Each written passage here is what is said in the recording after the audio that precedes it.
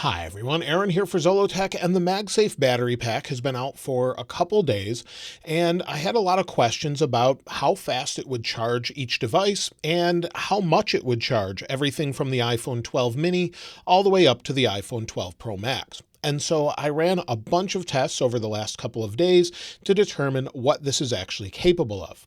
Now, the first thing a lot of people mentioned in my first video is that I shouldn't be going by milliamp hours since this runs at double the voltage of most battery packs. So what that means is this battery pack, while it's $99, only comes in at 1,460 milliamp hours. However, it runs at 7.62 volts, and you can see that here on the bottom. It's in very fine print, it's hard to read, but it is there. And so what that means is I should be looking at the watt hours, and that means this is 11.12 watt hours, give or take a number or so. And so if we compare the watt hours from this battery to all of the different phones here, let's go over that quickly. The iPhone 12 mini is 2,227 milliamp hours or 8.57 watt hours. The iPhone 12 and 12 Pro have the exact same size battery in them, and that makes it 2,815 milliamp hours or 10.78 watt hours. The iPhone 12 Pro Max has a battery that's the largest, obviously, and it's 3,687 milliamp hours or 14.13 watt hours. So it's a good size battery. And so given that, based off the watt hours, we should be able to charge quite a bit. Now, the first thing is I wanted to see how fast the battery pack itself would charge. So I used a couple different chargers to see if I could get different results. And I also tried reverse wireless charging it through an iPhone back into the battery pack. So the first thing is I used Lightning to charge this. So we have a Lightning port on the bottom. I used the 20 watt adapter. Now I also tried with MacBook adapters. So I used the 61 watt and 67 watt USB-C to Lightning adapters to charge this and got similar results. So after 30 minutes of charge, I got 35% charge on the battery pack. After 1 hour, it hit 90%, and after 1 hour and 15 minutes, we got to 100%.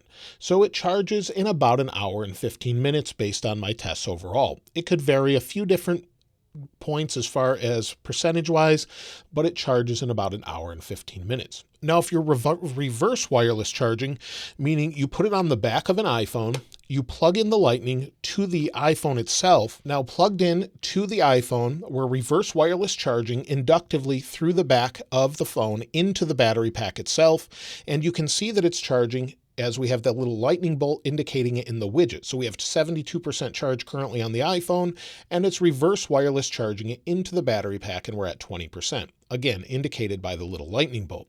However, this was extremely slow.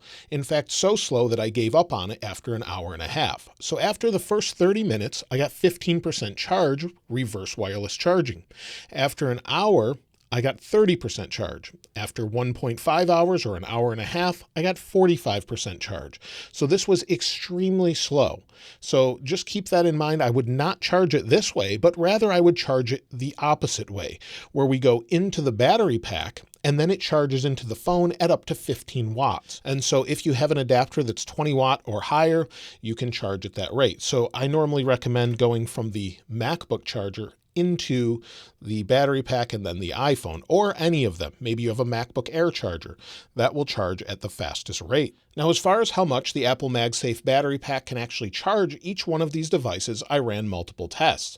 And I ran them on the iPhone 12 mini, then the 12. I did not use the 12 Pro because it has the exact same battery size as the 12. So you should have the exact same results. And then I ran it on the 12 Pro Max. Then I ran it again on the iPhone 12 mini to confirm my findings, and I got basically the exact same.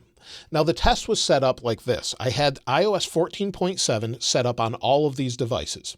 I then brought them down to 10% charge total, so they were all the same, and then I charged them up using the battery pack. There were no SIM cards, but they were all connected to Wi-Fi, and all of the phones did not have background processes running.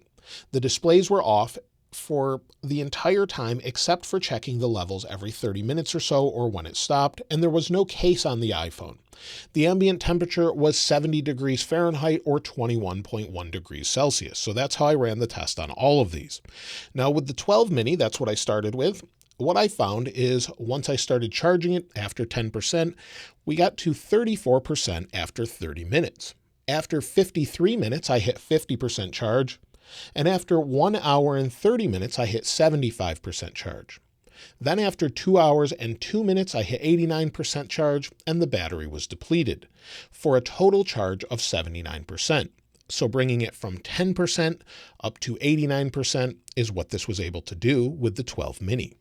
Now with the iPhone 12 and 12 Pro, it was a little bit different since we have a little bit bigger battery.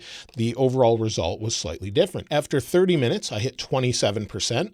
After 1 hour and 14 minutes, it hit 50%. And then it finally stopped at 1 hour and 58 minutes. And we hit 66% for a total charge of 56%. So we were able to bring it up 56% on the 12 and 12 Pro.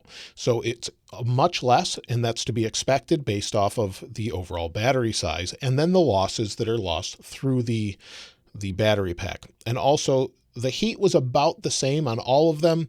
It was about 90 degrees Fahrenheit or 32.2 degrees Celsius. So it was about the same every time I was charging throughout the phone, right around that temperature, as you can see in the FLIR camera. Now for the iPhone 12 Pro Max, the iPhone 12 Pro Max, having the largest battery, obviously gets the least amount of charge. So after 30 minutes, I reached 22% on the 12 Pro Max.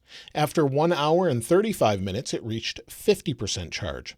And then it was fully depleted after 1 hour and 50 minutes at 55% charge for a total charge of 45%.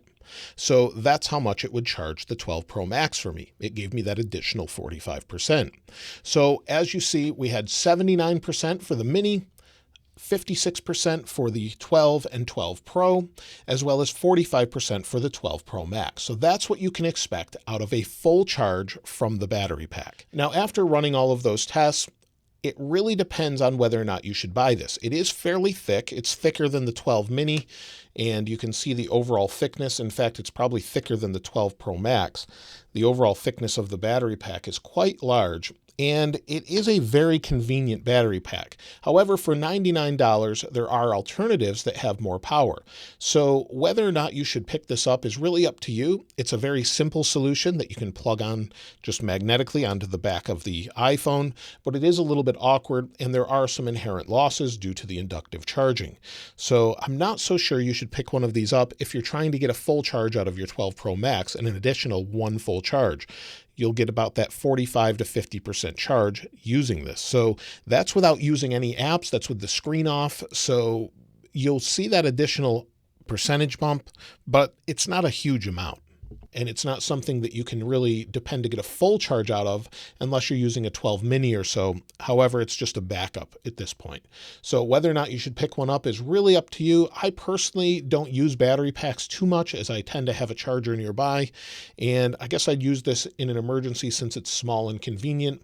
And I just throw this in a backpack and use this when I need to, maybe if I'm going to somewhere else on travel. The only time I've ever found that I needed it is when I traveled last time to New York City, where I couldn't charge conveniently. So then I could use this. Otherwise, I don't need this day to day. But if you do, I'd love to hear from you in the comments below if you've already picked one up. And I'd love to hear about your experience there as well. If you'd like to get your hands on this wallpaper, of course, I'll link it in the description like I normally do. And if you haven't subscribed already, please subscribe. And if you enjoyed the video, please give it a like. As always, thanks for watching. This is Aaron. I'll see you next time.